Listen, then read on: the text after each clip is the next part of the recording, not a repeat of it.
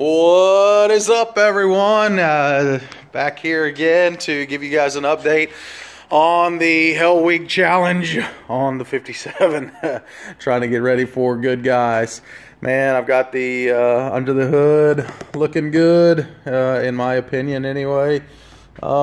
This engine cover, I've talked about it a couple of times now. My buddy Brett in Ohio with BH Designs is designed it with me. I kind of I looked at some of his stuff that he had done and designed it with him, and kind of extended some of the plenum area, and had the idea to put the 57 Chevy, the Bel Air fin insert, or I should just say the 57 Chevy insert trim on top, which I'm going to carry through on my console as well. But man, I've been, cleaning up this under the hood and replaced some of the screws that go through the firewall and stuff. You probably noticed that the shroud is missing. Well, guess what? It won't. The hood won't close with it. It's hitting this this area right here where the bullets are. The bullets where they are not bullets, rockets. That's what they call them. Where they mount, it's hitting, and so got to come up with a different design there, or make some changes at least to the current design. For now, I'm going to take it out there with me and then just set it on there when we get there to the show. But for the most part, got the under the hood cleaned up a little bit. Got these the engine covers and everything lined up and ready to go. If you can see there's some carbon fiber.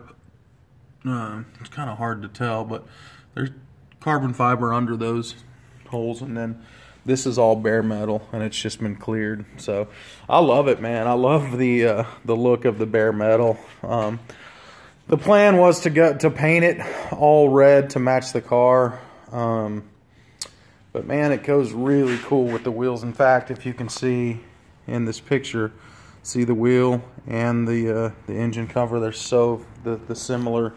The colors are so similar that I was like, man, that kind of rocks. I kind of like it, and so we may leave it like this. I don't know. We may change it. Brett has to redo the coil pack covers for me anyway, so I didn't want to pay to have them painted and then pull them out and send them back to him and have him do his thing and then have to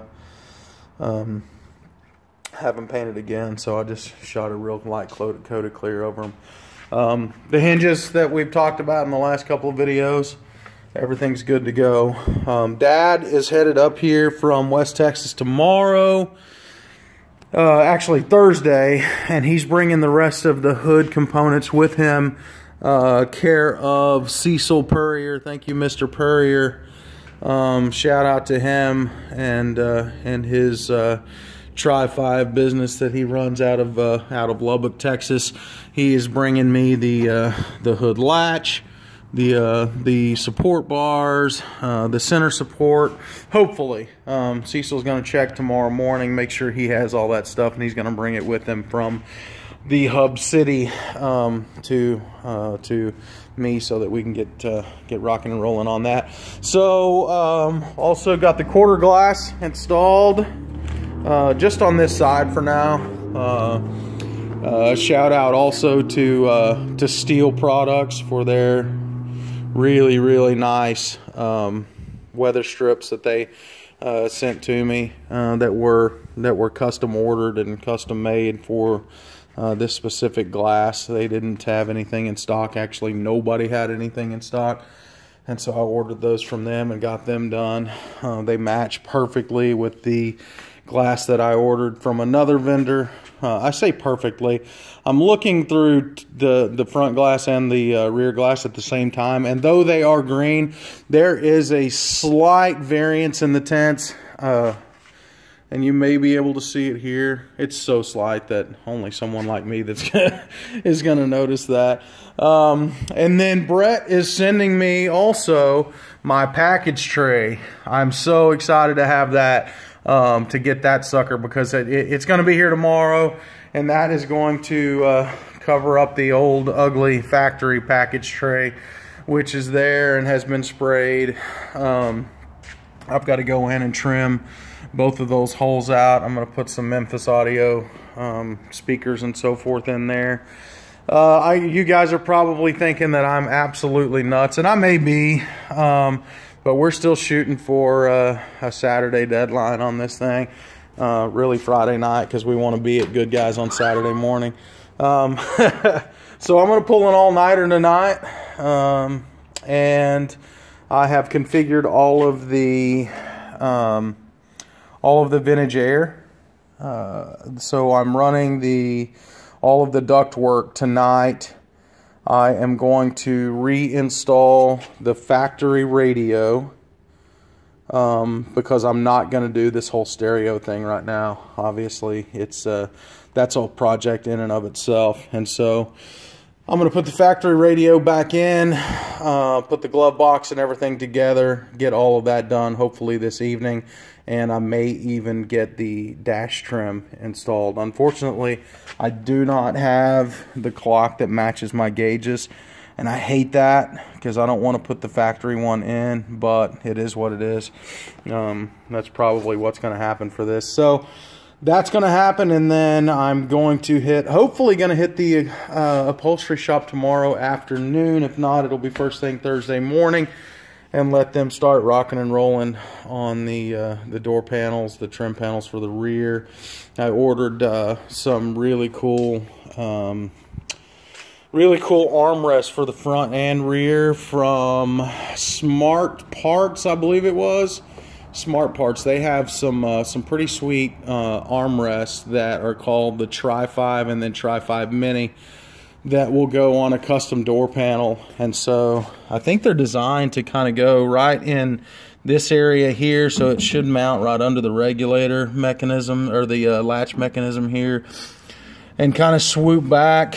And it's I think it was 19 inches long for this front one, 13 and a half, something like that for the rear. And so gonna get those. They're supposed to be here tomorrow. The package tray's supposed to be here tomorrow. A couple of other little parts are supposed to be here tomorrow. The latch and all the hood stuff will follow thereafter on Thursday. And so it's really down to the upholstery guys at this point. Like, what can they pull off, and are they going to be able to do it? I'm hoping so, man, because I really don't want to take an unfinished car out there, and I probably won't, as a matter of fact. If we don't get it all finished, you know, it's not the end of the world. It's just a good hard deadline that we set and are trying to make. But at the same time, I want everybody to understand we're not going to rush. You know, we're going to try not to rush anything and come up with a half-baked product. I don't want that for sure. I want to make sure that everything is done and done right. The trunk won't be finished. There's no way, because I'm having to make custom panels for that as well, because of the mini tubs in there. I don't know if you can see those, but it's got those mini tubs there, and then I've got a fuel pump accessory. This is actually a panel that is there to it needs to be there so you can access the filler neck, because of the 4-link that's underneath and everything. It needed its own access area. But then there's a trim panel, or maybe I'm wrong, maybe that is the one. I can't remember now. Nope, there it is. So this trim panel here is the fuel pump. So there's a fuel pump access there. So everything that I'm doing back here has to be, you know, it has to be pretty easy accessible to get to all those things. But also using some of these, what is it? Totally Stainless, I think is what it's called. A stainless kit for the car. That stuff's pretty. I like them. I mean, it's pretty awesome to have those stainless screws and stainless bolts and so forth. But you can see I swapped some of those out last night because I had to drop that AC unit, but you can see, which this one here, I probably am going to go back and put a larger washer on like I did that one there, because those are both holding the vintage air system in. And then these here driving me freaking nuts, man. I hate that they're there, but probably just gonna run a couple of stainless bolts through them as well, some of the real small ones, and bolt them up from the back side just so they don't look like holes, which is exactly what they are. But anyway, so we are, you can tell, I mean, just by looking at the engine and what we, what I guess I should say at this point, accomplished yesterday and last night. I think it looks really, really rad. I'm digging it for sure myself, and it's my car, so that's all that really matters at this point. If other people want to hate on it and don't like it or whatever, that's cool, man. I won't judge yours. Judge mine if you want to, but you're not going to hurt my feelings, I promise you that. So anyway, that's where we are. So I better get to work, man. I got to get this vintage air stuff set up. By the way, I'm gonna run all of this stuff. The console that we're gonna be running this weekend is a prefab fiberglass console that my dad bought a couple years back for this car when we first started working on it, or not first started working on it, but during that process somewhere. And we don't really dig it now. We thought it was cool in the beginning, and now it's just it's one of those things that it's kind of I don't know, it's kind of gaudy underneath here, like where it comes back, it kind of does this straight down thing and then comes back, and then it's got an armrest that goes right over this area. And it doesn't go up underneath the dash well. And you know, for what you pay for one of those things, they should really, in my opinion, they should go up underneath the dash and really follow the contour all the way up the firewall, which this one does not. So I'm gonna put it in for this weekend and put some temporary AC vents in that console. So there'll be an AC vent here and probably so about here and here. And then I'm going to also run the vintage air corner ducts that they've got, or corner vents. I'm going to stick one screw in those bad boys and put one over here, put another one over on that far side, just so I've got AC.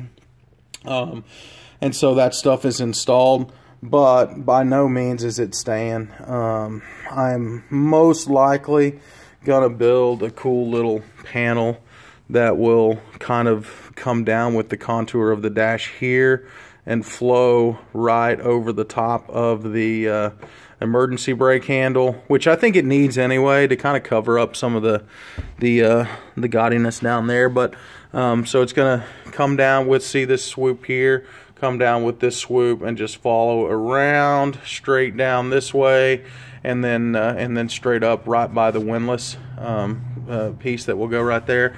And then I will have my AC vent there, and I'll do the exact same thing on the other side.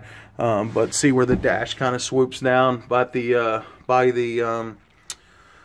glove box, I'm gonna have it do the same thing and kind of cover up that whole V right in here. So it'll go straight here and then start to swoop, and then kind of have that AC vent right there in that corner. So that's the plan anyway. Probably won't have it done for this weekend, but matter of fact, I can almost guarantee you we won't have it done by this weekend. But that is my that's my design and thing that kind of one of the things that I want to get done. So horn doesn't work, but that's it. I don't know, man. The headliner, I don't know if it's going to be done yet either. But as far as the AC and everything else, I'm going to get that rocking and rolling this evening, and then catch up with you guys again tomorrow. Let you see how things are going. Get this other glass in. I may do that tonight if I can get everything on the AC done, which I think I can. I'm kind of an overachiever.